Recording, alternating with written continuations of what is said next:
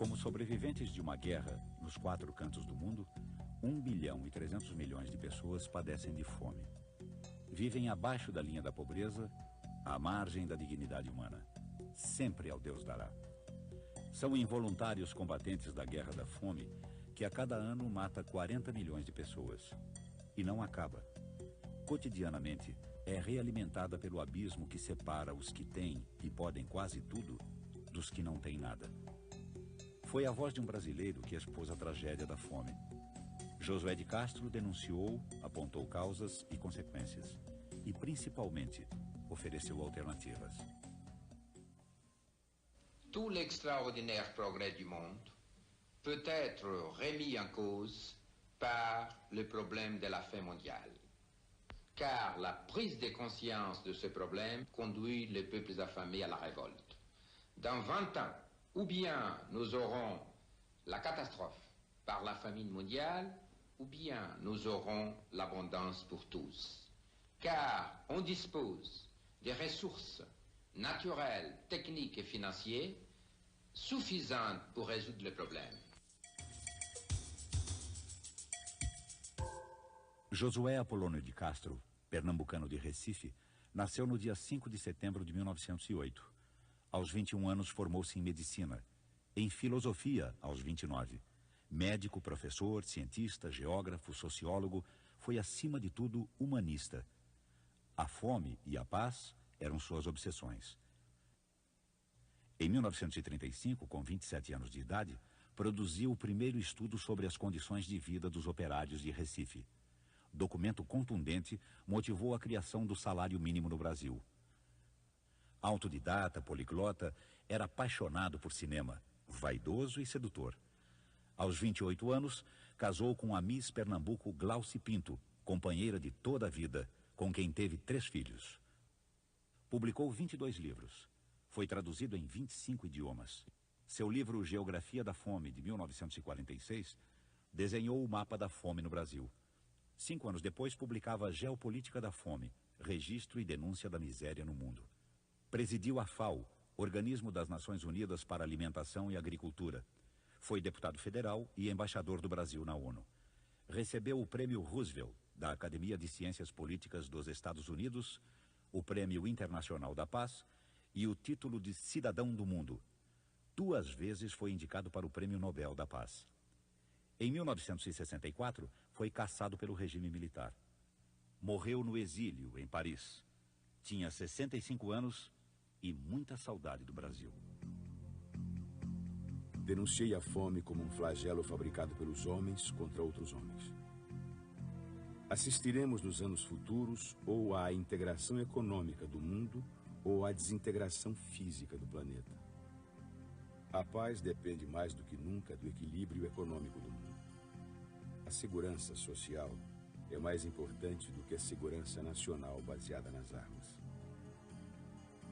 Só há um tipo de verdadeiro desenvolvimento: o desenvolvimento do homem. Tecnicamente, o mundo não morrerá de fome. A fome é um problema político. Nem capitalismo, nem comunismo, mas uma outra coisa. Um dia, é possível que a sociedade em conjunto se constitua como organismo único. Os ingredientes da guerra são o ouro e as bombas atômicas. O ouro acumulado à custa do sofrimento e miséria de 2/3 da humanidade.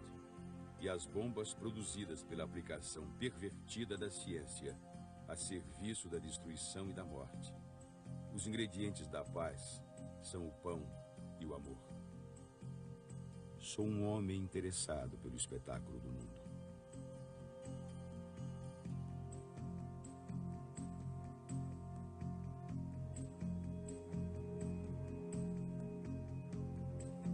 Recife, Rua Dom Bosco, Centro Josué de Castro.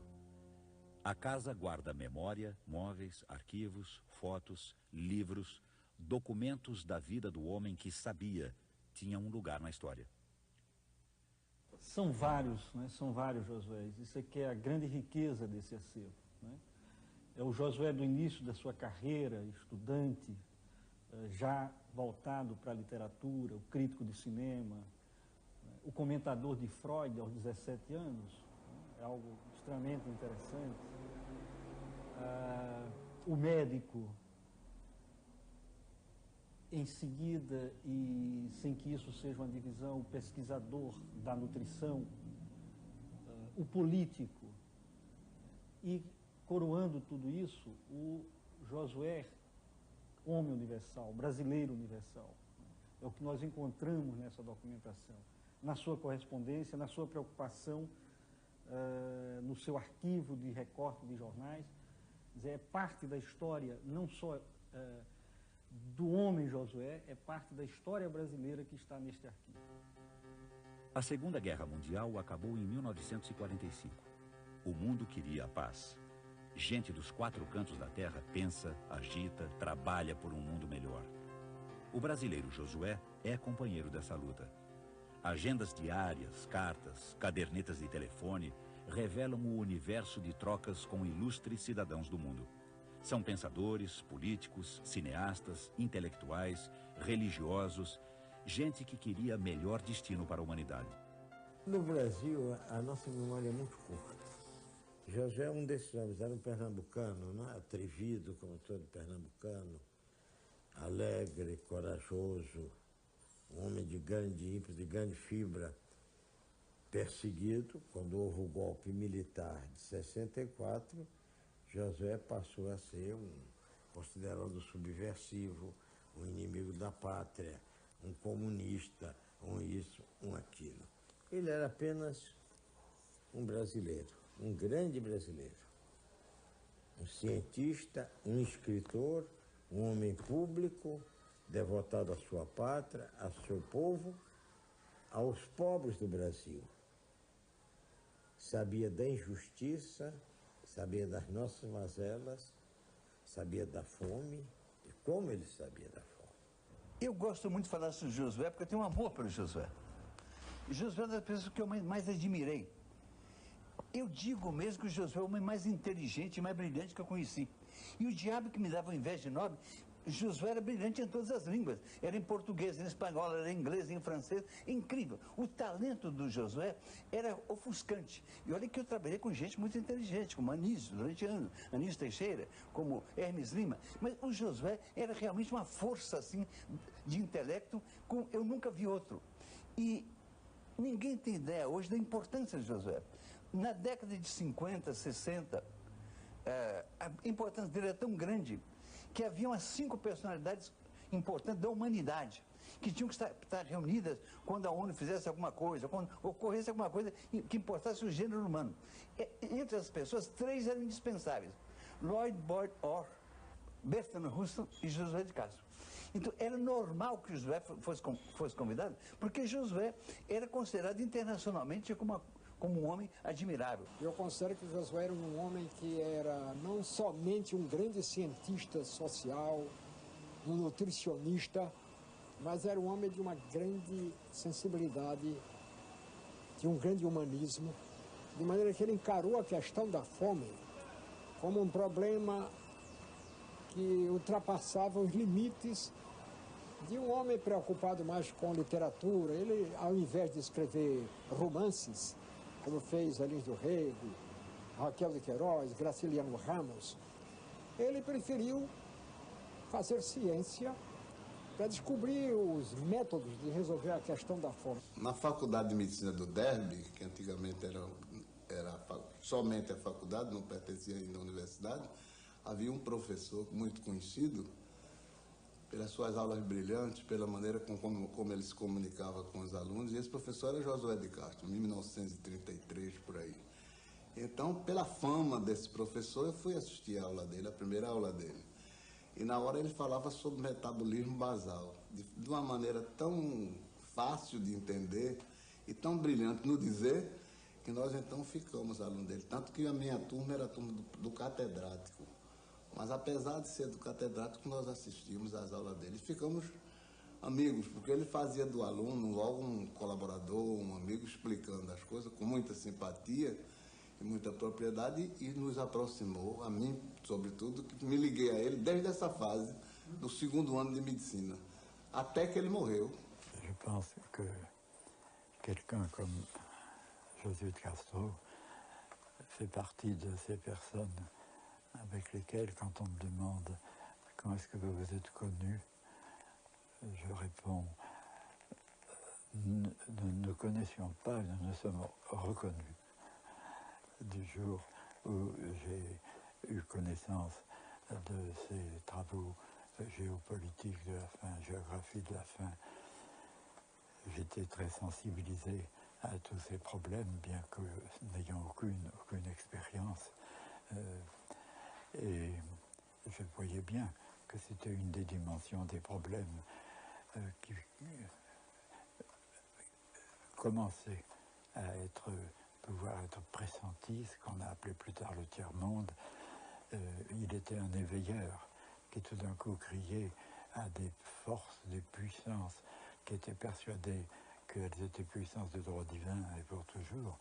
Et il criait ce que nous avons été plusieurs à répéter, et c'est là-dessus que nous sommes rencontrés, reconnus, criant nous entrons dans l'époque de l'impuissance des puissants. Quando eu era estudante de sociologia, a Geografia da Fome era livro obrigatório, né? E mais do que o livro, a temática que ele levantava, né? Eu acho que ele foi que disse, existe fome no Brasil. Né? Ele foi que deu à fome o estatuto político e científico, quando ele levantou essa questão. Porque o Brasil tem essa característica curiosa de ocultar.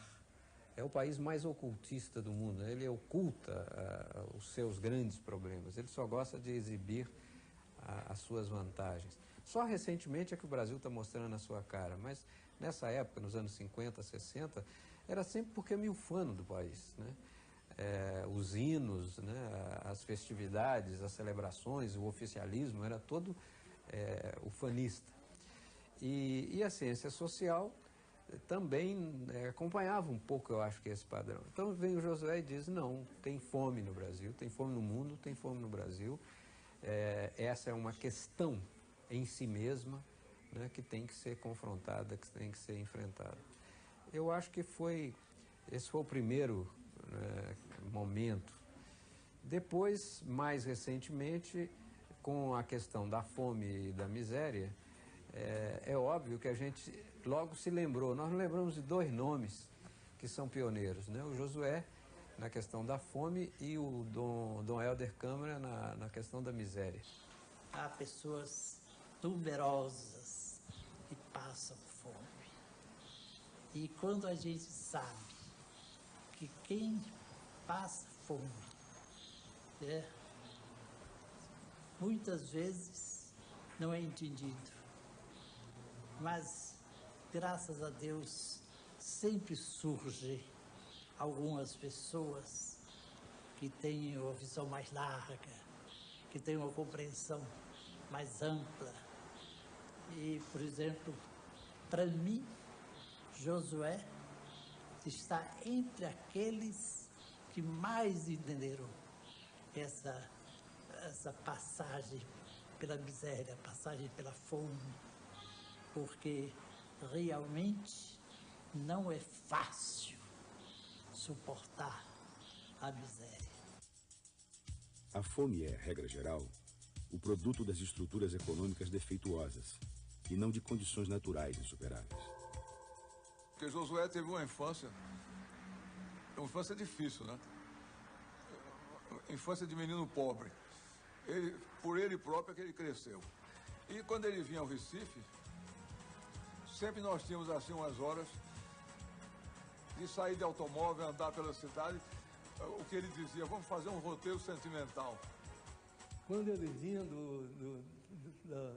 da Bahia e depois do Rio, onde ele completou o curso, onde ele fez o curso desde o segundo ano, primeira coisa era a gente ir passear. O nosso passeio todo era mangue. Ele tinha que ver os mangues todos daqui, de Olinda, do bairro do Recife, tudo isso a gente ia e conversava com o pessoal do mangue. No mangue tudo foi ou será caranguejo, inclusive o homem alvi.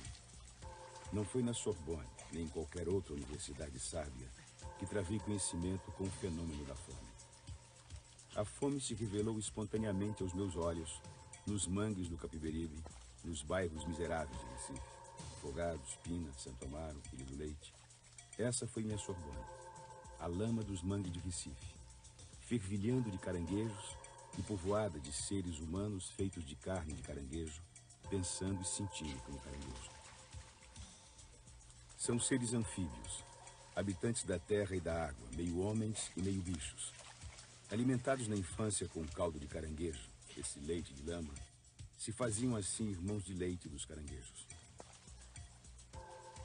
Cedo me dei conta desse estranho mimetismo, os homens se assemelhando em tudo aos caranguejos, arrastando-se, acachapando-se como caranguejos para poderem sobreviver. A impressão que eu tinha era que os habitantes dos mangues, homens e caranguejos nascidos na beira do rio, à medida que iam crescendo, iam cada vez se atolando mais na lama. Foi assim que eu vi e senti formigar dentro de mim a terrível descoberta da fome. Pensei a princípio que a fome era um triste privilégio desta área onde eu vivia, a área dos mangues. Depois verifiquei que no cenário da fome do Nordeste, os mangues eram uma verdadeira terra da promissão, que atraía homens vindos de outras áreas de mais fome ainda, das áreas da seca e da monocultura da cana-de-açúcar, onde a indústria açucareira esmagava, com a mesma indiferença, a cana e o homem, reduzindo tudo a bagaço. E vi também os homens sentados na balaustrada do velho cais a murmurarem em monossílabos um talo de capim enfiado na boca, chupando o suco verde do capim e deixando escorrer pelo canto da boca uma saliva esverdeada, que parecia ter a mesma origem da espuma dos caranguejos.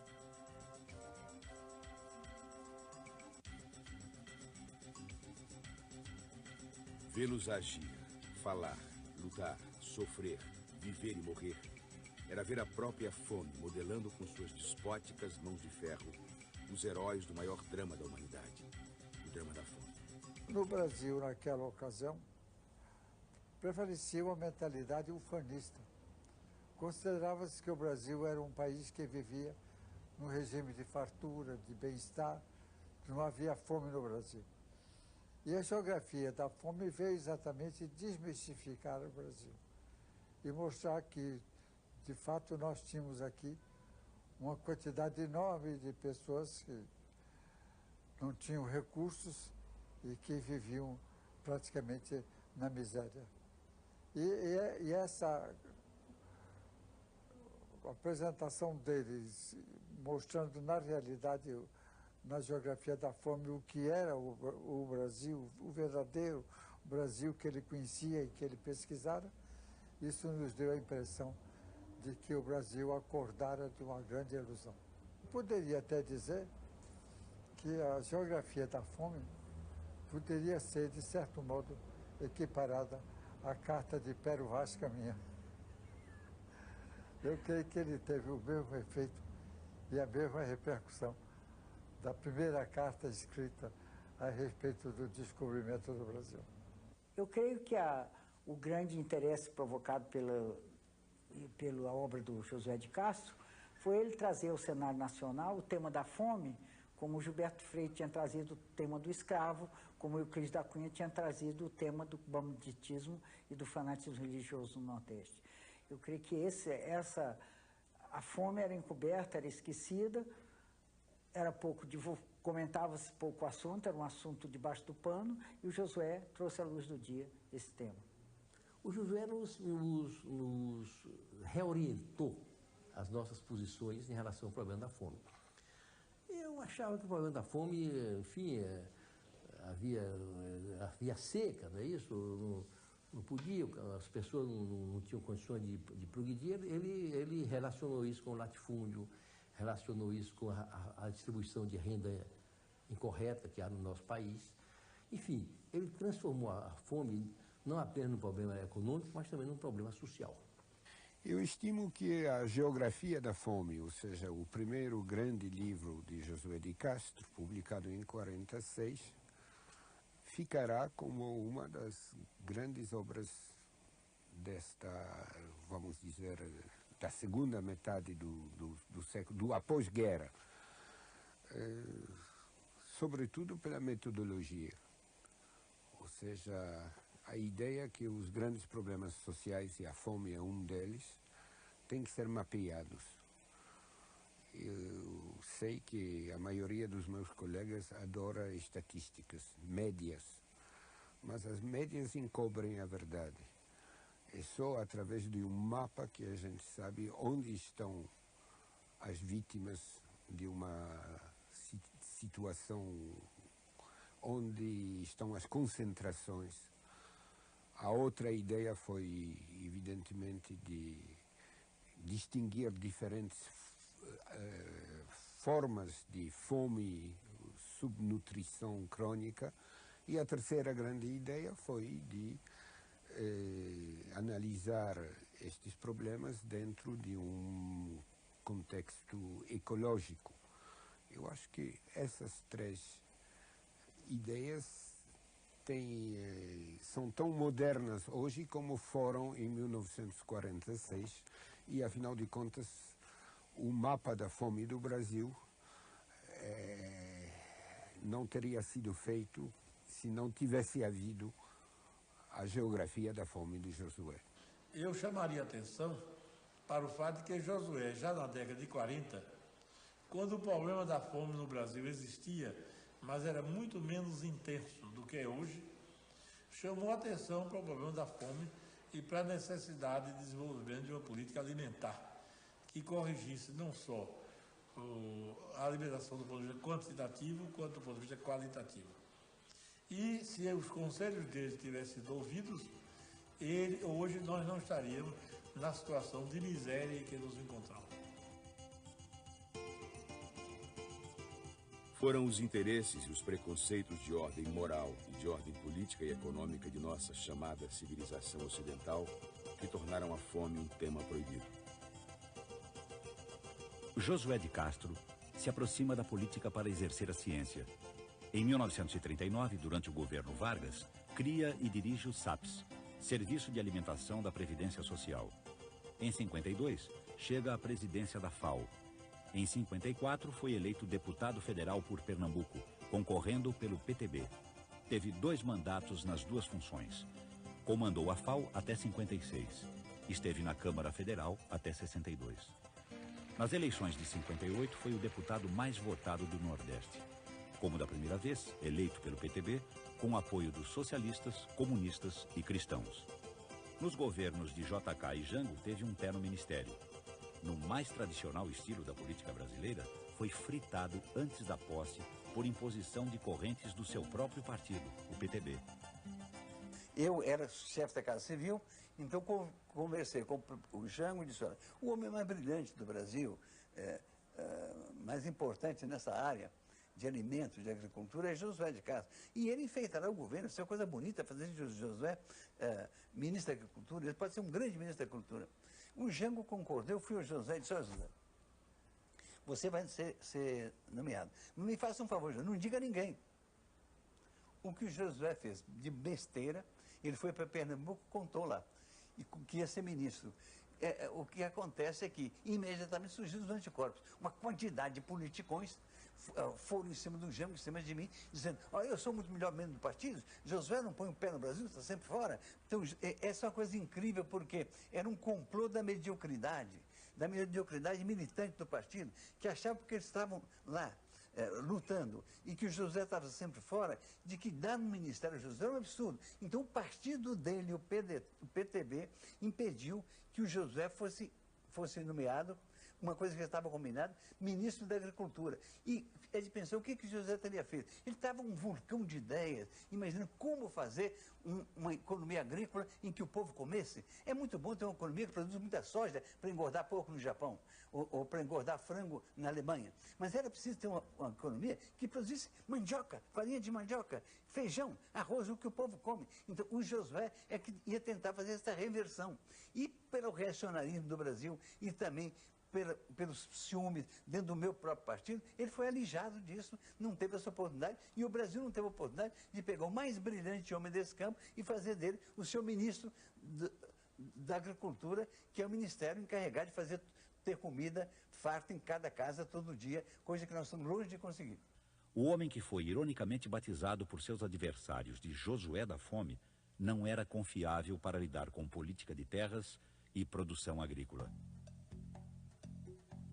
Mais grave do que a fome aguda e total é o fenômeno da fome crônica ou parcial, que corrói silenciosamente inúmeras populações do mundo.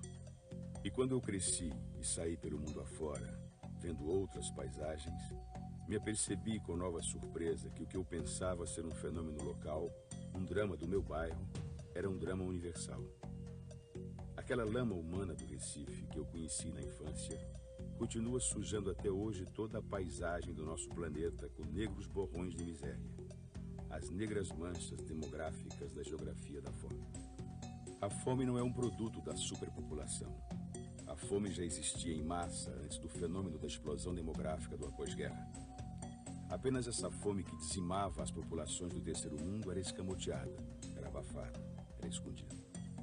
A luta contra a fome constitui uma espécie de guerra fria, que ameaça congelar toda a vitalidade de nossa civilização se não pudermos ganhá-la de modo definitivo.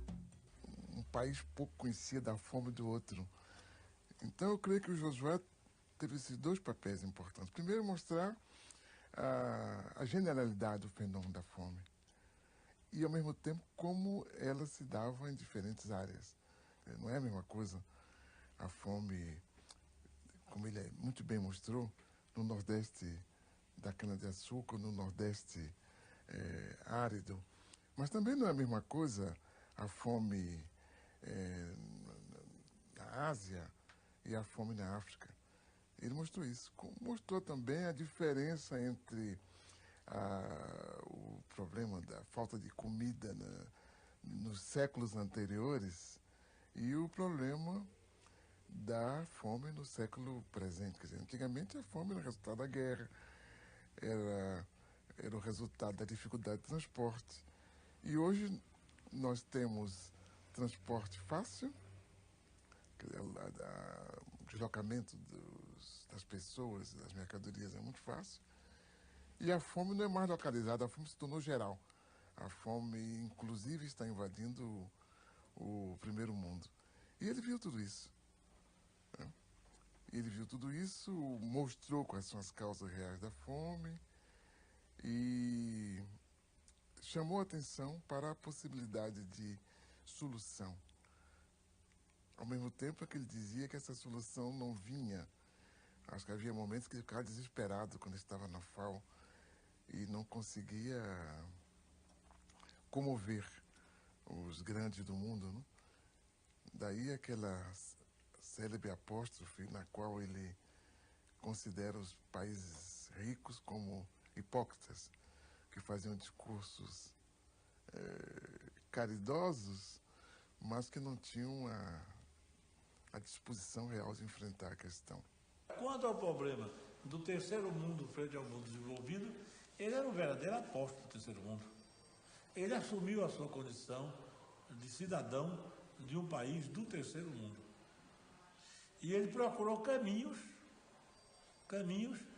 que conduzissem esse país do terceiro mundo a se libertarem da miséria e do subdesenvolvimento em que vivíamos.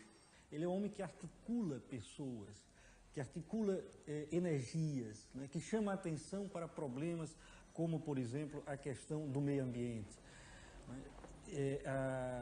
Convoca reuniões internacionais para discutir os grandes problemas sociais da humanidade, em especial o problema da fome. Coloca o problema da paz a nível mundial. Né?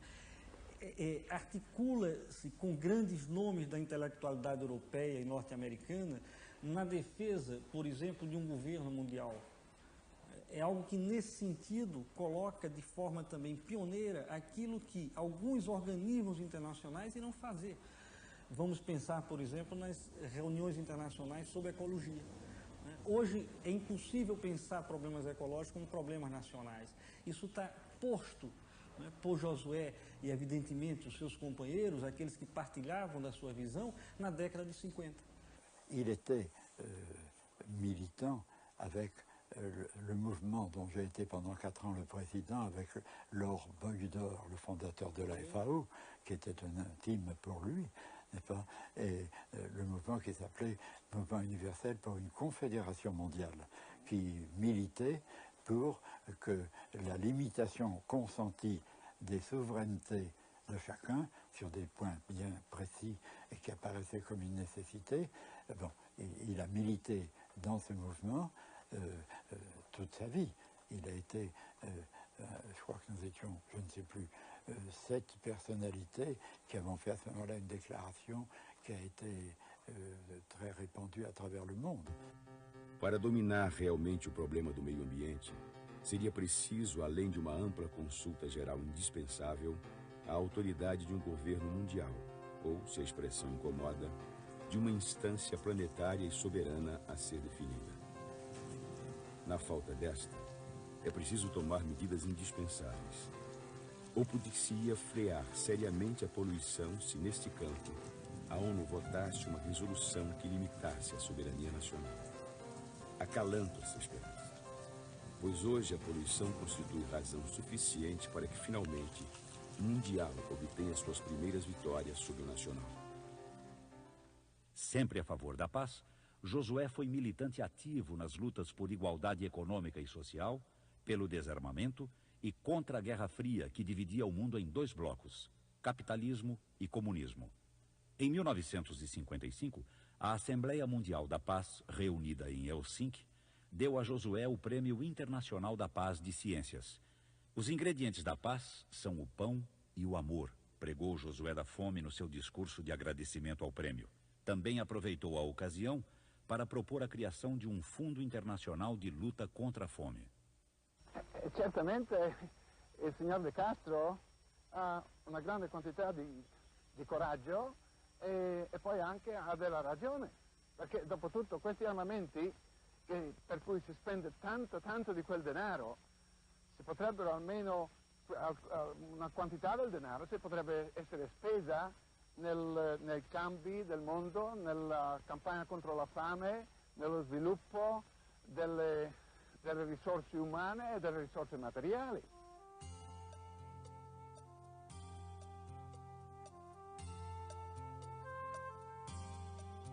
Criou então a ASCOFAM, Associação Mundial de Luta contra a Fome, com direito à regional nordestina, de postos em Recife, Caruaru e Araripina.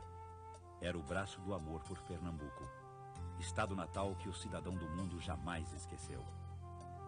A cada volta a Recife, juntava os amigos para fazer seu roteiro da saudade, percorrer os mangues, saber da vida de seus habitantes, namorar as paisagens de infância, contar o que via no mundo, saber o que se vivia por ali.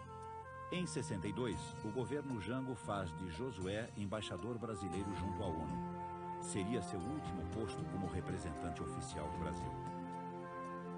Nós não podemos passivamente esperar o futuro, pois assim seremos esmagados por ele. O homem de hoje tem que criar o seu futuro. Mesmo longe da cena política brasileira, como embaixador em Genebra, a independência e a ousadia de Josué incomodavam. 11 dias depois do golpe militar de 1964, perdeu os direitos políticos. Seu nome integrava a primeira lista de cassações da ditadura. Tinha entre os companheiros de infortúnio o presidente João Goulart, o ex-presidente Jânio Quadros, Darcy Ribeiro, Francisco Julião, Gregório Bezerra, Miguel Arraes, Pelópida Silveira, Luiz Carlos Prestes, Raul Riff, Leonel Brizola, Neiva Moreira. Josué tinha 56 anos. Escolheu Paris para seu exílio. Não abandonou a ciência nem a militância. Deu aulas na Sorbonne e em Vincennes, na Universidade de Paris. Criou e presidiu o CID, Centro Internacional para o Desenvolvimento. Intensificou a luta humanista. Não parou de pensar o mundo. Não parou de ousar apontar caminhos. Acelerou nas suas denúncias contra o colonialismo econômico, o desrespeito ao ser humano e ao meio ambiente. É imprescindível retransformar a economia de guerra em que vivemos em economia de paz e utilizar a enorme poupança que resultar do desarmamento parcial na obtenção de um tipo de desenvolvimento pacífico e igualitário, não poluidor. Mesmo de longe, a ditadura militar controlava Josué, taxado de notório comunista. Seus livros foram banidos das universidades brasileiras, seu nome censurado e proibido na imprensa, seu passaporte sistematicamente negado. Josué, caçado, ele continuou uma vida intensa, era um homem que adorava o trabalho, né? Ele fazia trabalhar, etc. Mas o fato, primeiro, de ter sido atingido por uma coisa que ele julgava que não tinha por que ser caçado, isso atrapalhava a vida dele. Então ele começou a ter depressão a partir disso e em certo momento, já no ano de 65, ele esteve em Genebra e eu realmente nunca vi ninguém com a depressão tão forte. Um Josué de Castro diferente. Aquele Josué de Castro triste, até mesmo levemente distraído, num dia de outono, metido no seu sobretudo, chapéu de feltro, cachecol, luvas, e aquele Josué de Castro que vinha descendo o Boulevard Saint-Germain, um pouco sem saber ao certo o que fazer de si mesmo. Esse Josué de Castro era, ao tempo, um exilado do Brasil. O Brasil de 64, que tinha dispersado não apenas grandes figuras da nossa vida política, dispersou também grandes figuras no plano intelectual. Eu estive com ele a última vez, já depois do golpe militar, creio que foi em Lisboa, pouco antes da morte dele. Eu o encontrei por acaso na rua, eu desembarcado em Lisboa, ia andando e me deparei com o Josué, e foi aquela exclamação de um lado e de outro, Josué, Jorge, nos abraçamos, entramos no botequim e fomos conversar. Foi a última vez que eu vi outro legislador. Ele estava bastante marcado já. Eu me lembro que eu saí, cheguei ao hotel e disse a Zé, encontrei Josué e fiquei muito triste. Eu achei ele muito quebrado, muito... Não sei se ele vai viver muito tempo. Infelizmente, eu tinha razão. Ele não viveu muito tempo, viveu muito pouco tempo. Não me lembro de ter ouvido um comentário sobre uma volta ao Brasil. E eu acho que era uma coisa que a gente já não falava mais.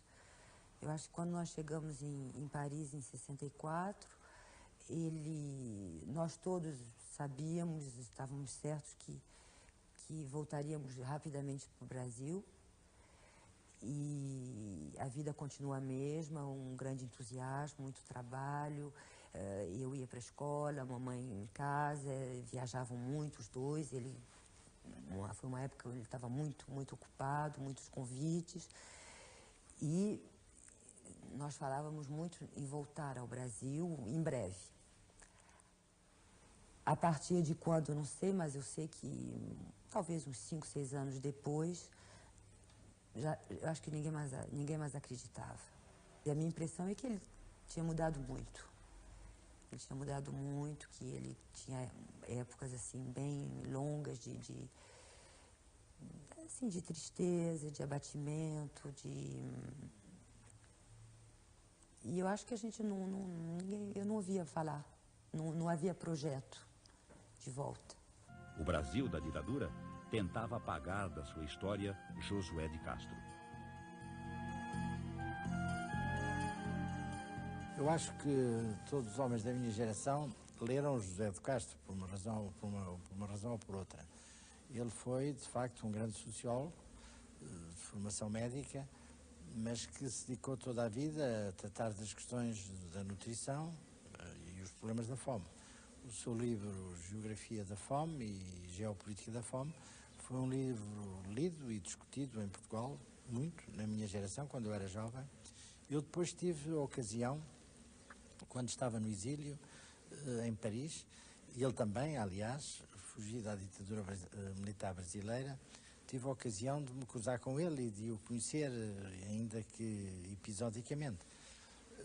E guardo uma imagem de José de Castro como um homem altamente sabedor, como um grande humanista, um homem que tinha a preocupação com os problemas sociais e certamente marcado pela fome que existia e pelas dificuldades que existiam no tempo no seu Nordeste brasileiro, que estudou os problemas não só do Brasil, mas sim do mundo e os problemas da fome no mundo, que é um dos problemas mais graves do nosso século, como o senhor sabe, e porventura do século que há de vir. Je pense que s'il était là aujourd'hui, la même lucidité et la même énergie qu'il avait apporté sur un problème qui était celui de la nutrition de l'humanité, parce qu'à ce moment-là, il était le plus tragique, et je pense qu'il apporterait la même énergie et la même lucidité pour guider la jeunesse d'aujourd'hui sur les problèmes nouveaux qui ont pris une dimension encore plus grande, mais qui est celle qu'il avait prévue.